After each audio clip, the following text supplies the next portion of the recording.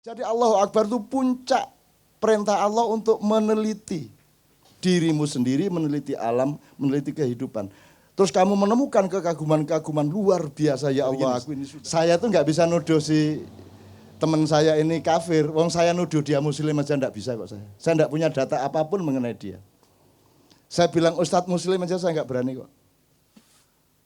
Jangankan saya bilang kafir, saya bilang dia muslim pun saya tidak berani. Jangankan dia, aku menyebut diriku muslim pun aku tidak berani.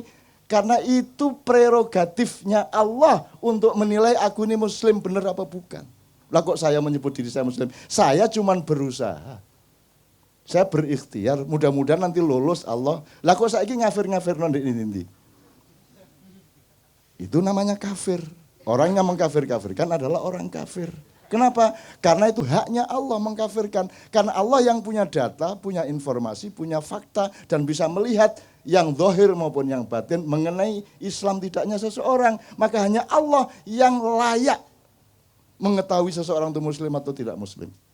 Makanya saya tidak pernah peduli Anda beragama apa. Anda otentik apa tidak gitu, Anda jujur apa tidak, begitu dok saya tahunya. Bagaimana saya tahu Anda muslim? Apa mergo kupluan? Apa nih muslim? Sekarang itu Masya Allah sudah sampai ke situ kita ditipu selama 500 tahun sampai 700 tahun. Di Amerika mayoritasnya tidak muslim, maka asumsi dasarnya makanan itu haram. Maka dibutuhkan sertifikasi halal. Di Indonesia mayoritas muslim, semua makanan relatif halal. Maka yang dibutuhkan sertifikasi haram. Gimana sih?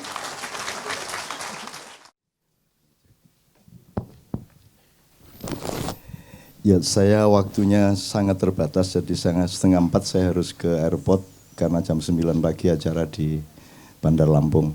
Jadi saya mohon izin untuk sepadat mungkin. Kalau saya turutin respon saya terhadap, saya dengerin dari awal kok di belakang sana.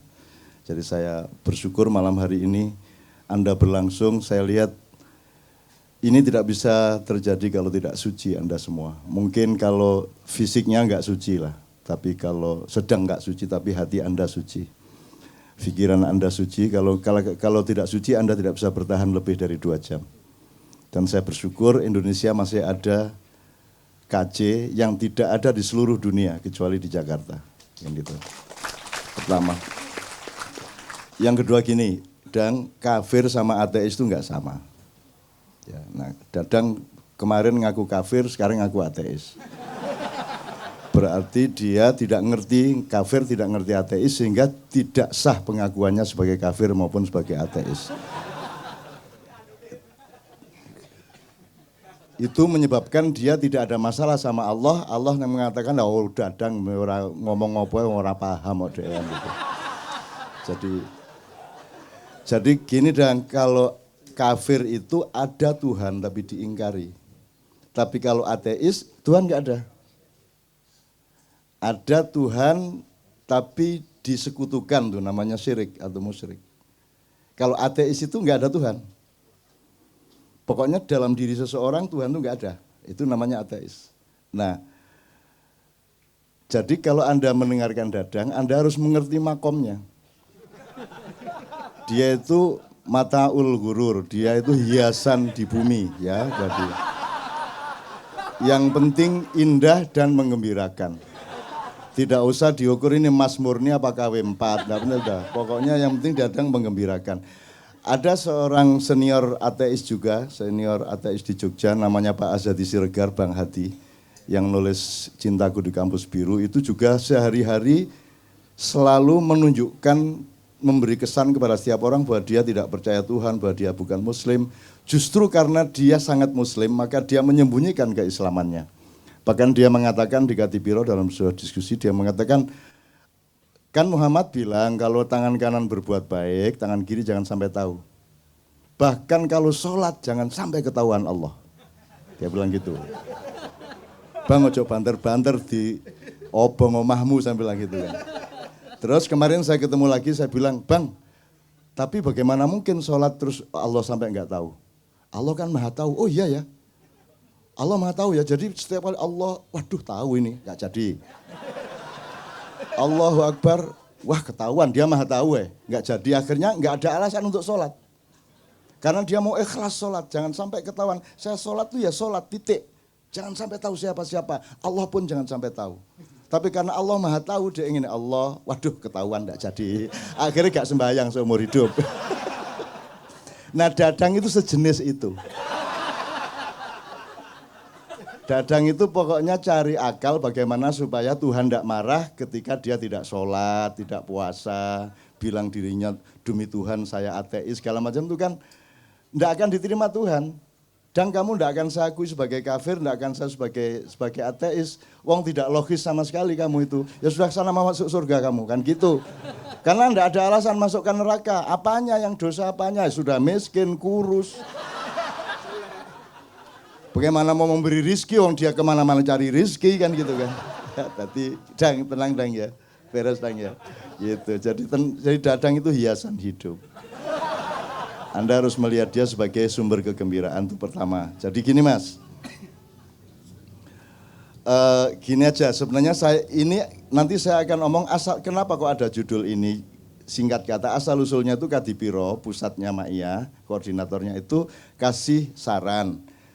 Lingkaran-lingkaran Ma'iyah di Purwokerto, di Pemalang, di Semarang, Surabaya, Jombang, Malang, Jakarta dan semuanya itu diminta untuk dua hal. Yang pertama, mengungkap kembali makna sejati dari Al-Quran mengenai jihad dan syahid. Syukur ada istilah-istilah lain, termasuk Islam itu apa, syirik itu apa, bid'ah apa, kalau bisa dielaborasi kembali. Karena sudah dibiaskan dan dimanipulir habis-habisan.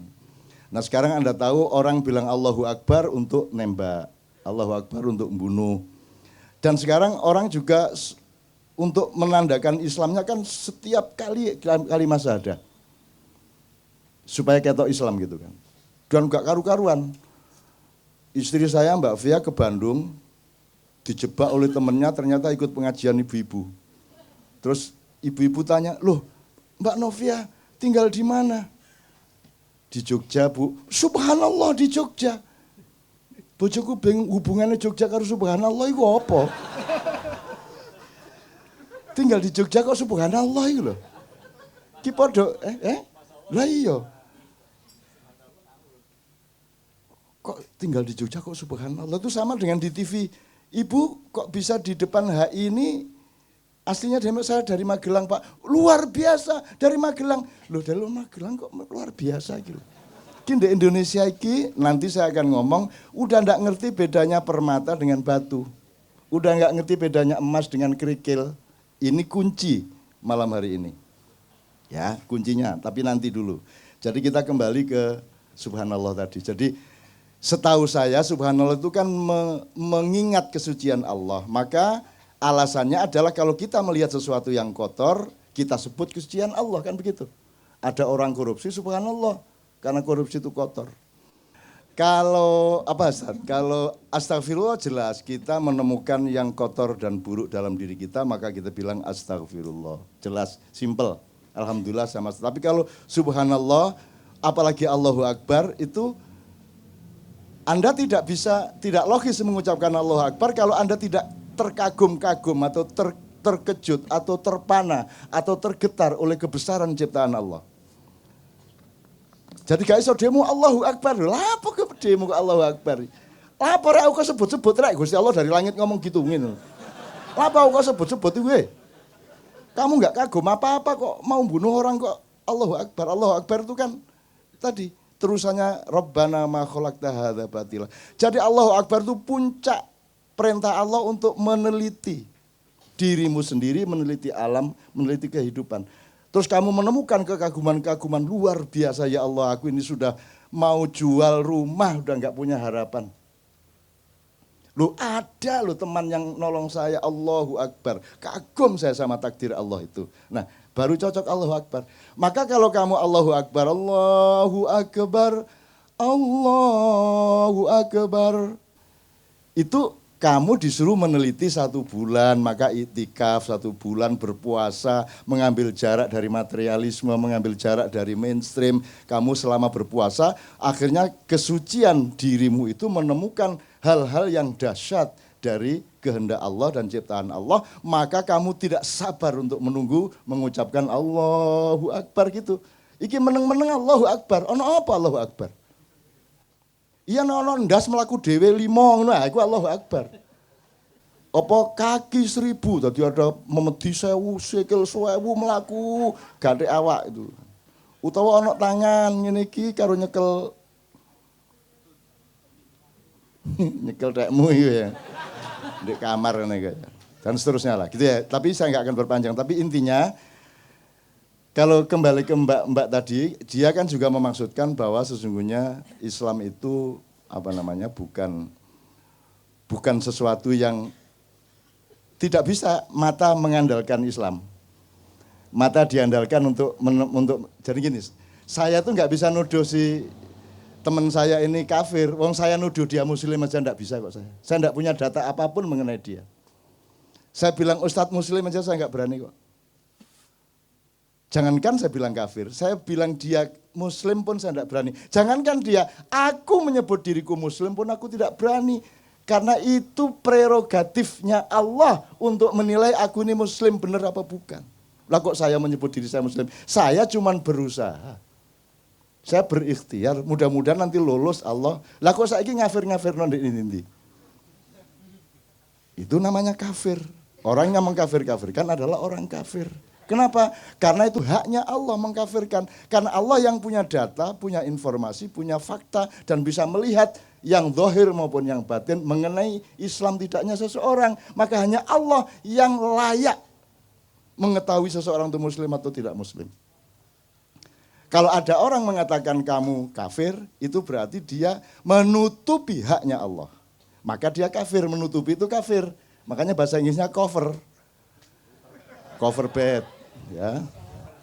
Itu diambil dari bahasa Arab. Kafir itu asal-usulnya petani. Petani itu disebut kafir karena pekerjaannya menutupi tanah dengan tanaman. Terus diambil untuk istilah teologi. Jadi kafir adalah orang yang menutupi kebenaran Allah. Apalagi nggak hanya menutupi tapi mengklaim haknya Allah dipakai oleh dirinya. Itu kafir muakkad dan mughaladah. Kira-kira ngono ya Rek ya. Jadi sekali lagi ya, makanya saya tidak pernah peduli Anda beragama apa. Anda otentik apa tidak gitu, Anda jujur apa tidak, begitu dok saya tahunya. Bagaimana saya tahu Anda muslim? Apa mergo kuplukan? Apa nih muslim? Sekarang itu Masya Allah sudah sampai ke situ kita ditipu selama 500 tahun sampai 700 tahun. Itu nanti kalau ada waktu baru kita omongkan yang 500 tahun, 700 tahun. Meskipun tidak perlu eksplisit. Kita, saiki ono masjid, itu ono tulisan yang belum khitan dilarang masuk masjid. Ika gak paham, kalau ada hukum kan harus ada prosedurnya. Harus ada perangkatnya, harus ada fasilitasnya. Terus carane ngecek uang wis sunat gurung ku ya apa? Masuk masjid, masuk ruangan. Buka.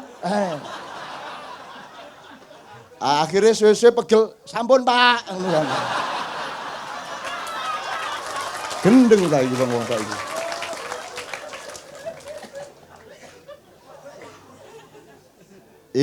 Ini kalau diperlebar banyak sekali ini, tapi saya mohon maaf kepada MUI, saya mohon maaf kepada teman-teman yang lain. Saya bukan apa-apa, saya cuman urun logika, urun akal sehat. Karena sumber kesehatan hidupmu adalah jujurnya pikiranmu. Kalau engkau tidak jujur berpikir, saraf-sarafmu akan konslet dan akan menciptakan perintah-perintah yang akan membuat badanmu tidak sehat. Teman sekalian, jadi sekarang ada sertifikasi arah kiblat, coba. Ya apa ya arah-arah ini?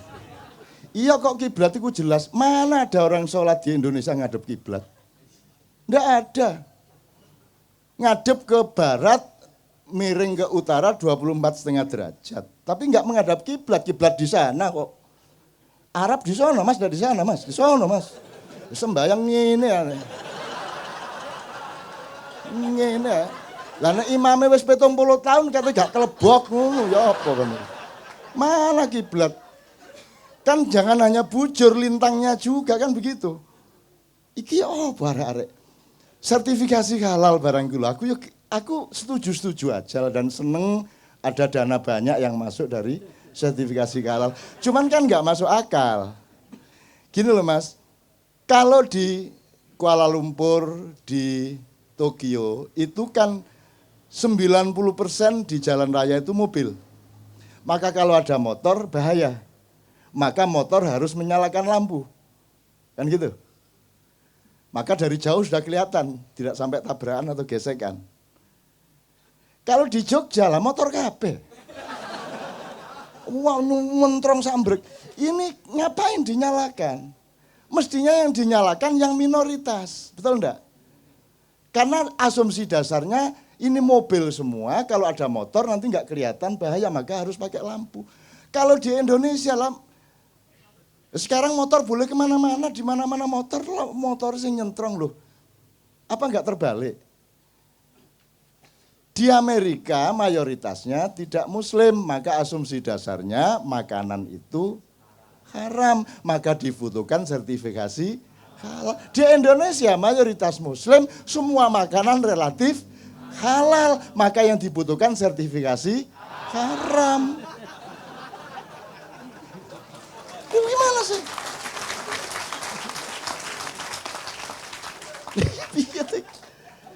Ya tapi tidak apa-apa, wong dia ndak ngerti. Tuhan bingung, waduh nggak paham. Engkau nyun sewu ketua MUI, kamu kok bikin begini?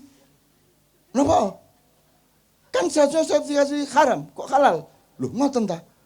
Mboten ngertos ya kula. Akhirnya masuk surga, wis mlebu wong gak paham kon gitu. Enak pokoknya. Jadi jadilah orang sebodoh-bodohnya orang, sehingga Anda tidak ada alasan pada dirimu untuk dimasukkan neraka. Begitu si siapa jenenge malaikat Malik mau menyeret, sebentar, apa ini kok saya dimasukkan neraka? Loh kamu dulu kan nanda tangani surat sertifikasi halal, seharusnya kan haram. Loh kok ngoten? Loh gini loh, terus apa jenenge, terus malaikat Malik ngekei makalah ini loh, lihat makalahnya gini. Ini seperti motor dan mobil, halal dan haram gini. Wah ngoten ta, wah mboten kondo bian-bian sampean. Mboten roh kula. Akhirnya wis mlebu swarga, gak masalah. Tak dongakno semua mlebu swarga. Gitu loh. Kon iku karo swarga cek kepincurute kon iku. Swarga karo Indonesia iki padha. Wis ngene iki swarga iku kira-kira. Pokoke angger atimu ngene iki berarti wis swarga. Gitu loh, tenang aja. Bahkan di sana nanti agak masih meragukan saya itu. Arep dangdut tuku kaset ning ndi?